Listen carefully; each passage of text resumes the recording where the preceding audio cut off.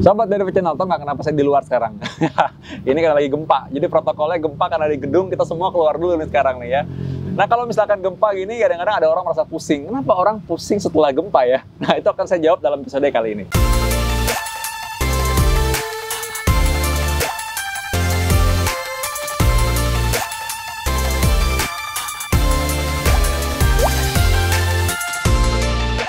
Nah baik, sesuai kebiasaan dan sesuai janji saya, kalau misalkan episode selanjutnya saya akan jawab pertanyaan yang ada di kolom komen. Jadi kalau Anda belum sempat subscribe, coba subscribe dulu dan lihat kalau misalkan kolom komen ada pertanyaannya, ini mungkin jawaban dari pertanyaan Anda ya.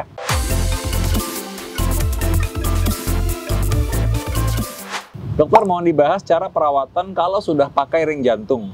Dan berapa lama ring jantung itu bisa tahan di tubuh pasien? Ah, ini menarik sekali. Jadi ada orang udah terlanjur pasang cincin nih. Cincin ini memang kadang-kadang kalau kebanyakan saya bilang, oh ini Lord of the Ring nih. Karena cincinnya banyak sekali di jantungnya soal ringnya. Jadi orang-orang itu kadang-kadang merasa, wah takutnya cincinnya ini cepet karatan gitu ya. Enggak juga. Jadi cincin itu sebenarnya akan bertahan cukup lama. Kalau orangnya itu tahan nggak diabetes, nggak tahan artinya dia bisa menjaga pola hidupnya dia ya. Ataupun kalau misalkan dia diabetes pun dia bertahan dengan obat gitu. Kolesterol tinggi tapi dia bisa tahan dengan obat, ataupun dia darah tinggi tapi minum obat jadi terkontrol, teratur, itu harusnya tahan lama, bahkan harusnya 10 tahun lebih.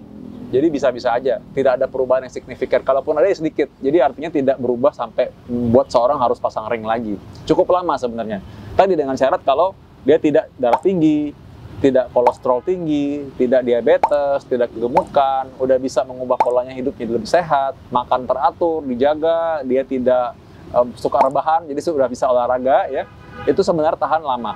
Kalaupun dia punya penyakit tadi, penyakit kronis tadi, maka harusnya tetap dengan minum obat teratur, dia bisa menahan supaya tidak sampai terjadi komplikasi. Maka harusnya baik-baik saja. Ring tersebut atau cincin tersebut di dalam pembuluh darah jantung masih bisa bertahan dalam jangka waktu lebih dari 10 tahun. Bahkan saya pernah ketemu pasien yang pernah dipakaikan cincin yang sudah lama sekali, itu 20 tahun ternyata. Dia sudah kondisi sekarang ternyata baik-baik aja. Ada penyempitan tapi sedikit sekali ya, artinya sangat minimal. Nah itu aja udah pakai cincin yang model lama tuh. Sekarang kan cincin yang baru kan udah lebih bagus, udah lebih baik, udah modern, udah ada obatnya lagi ya. Jadi karena itu risiko untuk menjadi penyempitan kembali sebenarnya sudah jauh ditekan.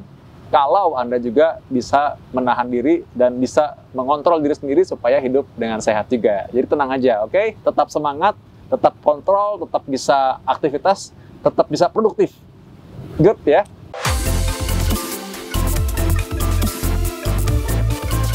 Nah sekarang kenapa sih orang kalau gempa suka pusing? Tubuh kita itu sebenarnya punya sistem keseimbangan. Ada di otak, ada juga di kita punya saraf di ujung kaki kita ya, di mata kita kalau penglihatan juga ada tuh. Jadi nyambung tuh semua sistem, dan juga ada di telinga tengah kita. Jadi semua sistem keseimbangan ini membuat kita bisa berjalan berdiri tegak. Nah, karena orang misalkan pusing atau misalkan rasanya nggak stabil atau nggak seimbang, salah satu dari sana.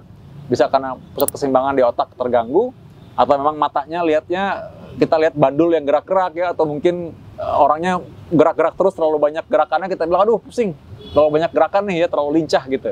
Atau kita memang tanahnya bergoyang. Nah itu dia, ketika terjadi gempa maka terjadi nggak kecocokan ya, jadi mismatch gitu. Yang harusnya kita biasanya udah terbiasa selalu berdiri dengan tanah kita rata dong ya kan, umumnya kan rata, kecuali kalau lagi latihan keseimbangan ya, tapi umumnya kita selalu berdiri dengan tanah yang rata. Nah kalau misalkan kita lihat juga di sebelah kita orang jalan gitu ya, linier, lurus, kan nggak ngaco-ngaco begitu kan gerakannya kan, nggak kayak di luar angkasa. Dia pasti gerakannya ya sesuai dengan perkiraan gitu, jadi udah biasa kita. Nah ketika terjadi gempa, maka terjadi mismatch tuh. Mungkin kalau kita lihat, oh ini kok tiba-tiba getar-getar, tanah kita juga yang kita pijak juga kok kayak goyang-goyang juga. Awalnya tubuh kita akan mengira dulu, jangan-jangan nih ada yang rusak di sistem kita nih. Jangan-jangan sistem vestibular kita atau sistem keseimbangan kita yang ngaco nih. Sampai akhirnya kita lama baru ngerasa, oh ini gempa nih, iya kan? Ngerasa nggak kalau pas lagi gempa kemarin itu? Lagi gempa, awalnya kan kita lagi diem dulu nih, kok goyang ya? Kita mikir, ini goyang gempa, apa aku yang lagi nggak stabil, perasaan aja apa gempa? Gempa baru keluar ya kan? Orang biasanya ada waktu sesaat untuk mikir dulu, ini gempa beneran apa enggak nih? Ya itu karena tubuh kita masih berusaha untuk memikirkan atau masih berusaha untuk bisa memperkirakan nih yang masalah apa sih gitu. Setelah itu baru kita bisa bedakan, oh ini pusing biasa atau memang karena pusing karena gempa. Nah jadi itu wajar-wajar aja. Nah, ketika itu terjadi, maka ya biasa ada orang yang namanya setelah gempa itu rasa nggak enak, ya rasa masih kurang bisa menyesuaikan diri dengan keadaan. Walaupun gempanya mungkin udah reda. Nah, gimana caranya? Ya Anda boleh istirahat aja, Anda boleh rebahan, ya jadi nggak usah dipaksakan sok-sok kuat gitu, nggak apa-apa, karena itu wajar-wajar aja. Anda boleh bantu dengan minum minuman hangat, ya Anda boleh merem dulu sesaat, dan kadang-kadang memang diperlukan obat sih. Nah, obat ini memang Anda jangan beli sendiri ya, artinya Anda jangan mengobati diri Anda sendiri karena namanya juga obat kan. Lebih baik adalah diresepkan oleh dokter. Tapi kalau misalkan Anda dalam keadaan yang ringan-ringan aja sih, wajar-wajar aja. Umumnya orang dengan istirahat sebentar, atau mungkin rebahan sebentar, atau minum minuman hangat sebentar, itu masalah ini atau gangguan ini segera teratasi kok. Ya, mudah-mudahan Anda nggak jadi khawatir ya setelah gempa kemarin, dan mudah-mudahan baik-baik aja semuanya. Oke, sampai ketemu di DRV selanjutnya. Anda boleh tulis di komen. Ingat sekali lagi, nanti saya akan jawab di dalam episode selanjutnya. Sampai ketemu. Dapatkan informasi medis langsung dari Dr. Vito dengan subscribe channel YouTube ini. Anda juga bisa membagikan semua informasi berharga di sini dengan cara share ke teman-teman atau kenalan Anda.